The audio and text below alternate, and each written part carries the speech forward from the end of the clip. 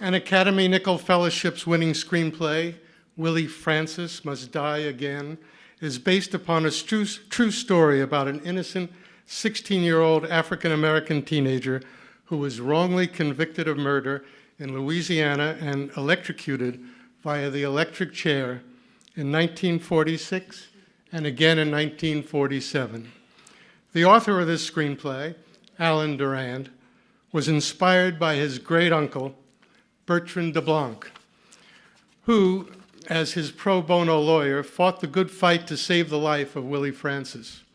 For me, this compelling screenplay beautifully evokes the period, tension, and gravitas of one of my favorite movies, To Kill a Mockingbird. The passion, dedication, and unyielding commitment by Bertrand, a young struggling lawyer, to right a grave injustice against all odds is both powerful and inspirational. Allan Durand was born and raised in Louisiana. He is a lawyer, producer, and a documentary filmmaker.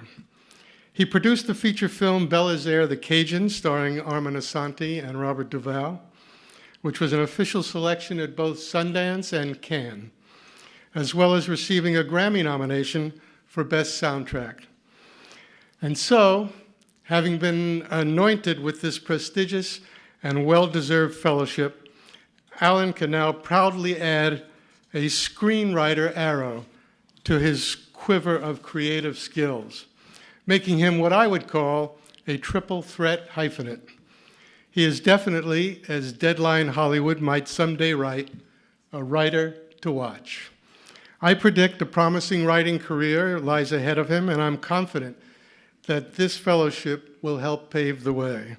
Ladies and gentlemen, it is my privilege to present to you the screenwriter of Willie Francis Must Die Again, the multifaceted Allan Durand.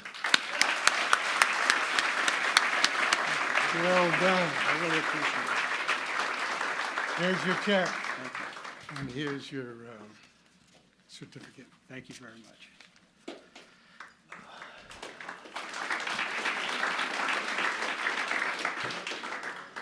I want to thank all of the members of the Academy.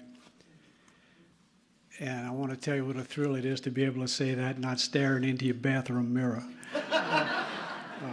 But very seriously, I want to thank all of the members of the Academy for maintaining and continuing this extraordinary program that you call the Nicholl Fellowship, which every year plucks 10 of us very, very fortunate screenwriters out of total obscurity and gives us a chance, not a guarantee, but gives us a chance to break into this most magical business that all of us in here love so much.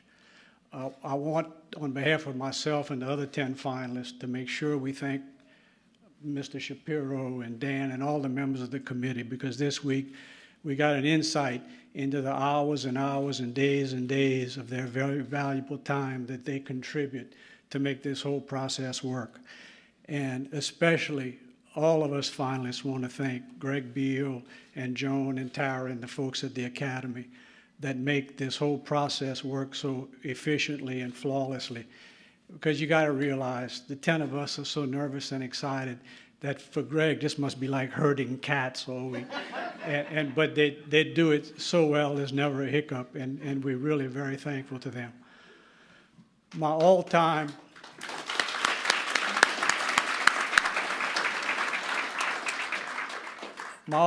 favorite Academy Award moment before tonight was when David Seidel won the Oscar for Best Screenplay for The King's Speech. And he went up on the stage, and he had this head full of gray hair. And I thought that was so great because my good friend and Tom Rickman's good friend, the great Cajun filmmaker Glenn Petrie, is a member of the Writers Guild, and he had told me a few years back about a special program that the Writers Guild had to try to help disadvantaged minority screenwriters. And the 5 categories were women, African Americans, Hispanics, people with physical disabilities, and the 5th one was anybody over 50.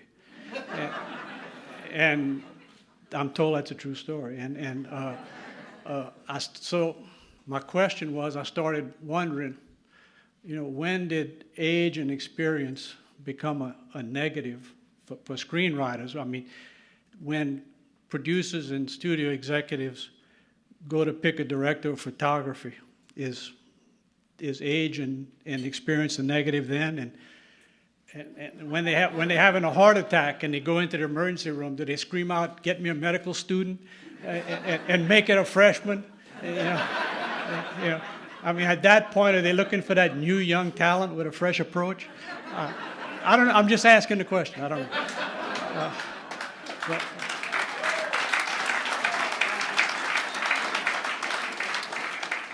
anyway, this is just such a tremendous honor. It's almost paralyzing, and I can't thank you all enough. All 10 finalists can't thank you enough. And so on behalf of all our finalists, thank you very much, and especially on behalf of us gray-haired screenwriters everywhere, thank you very much.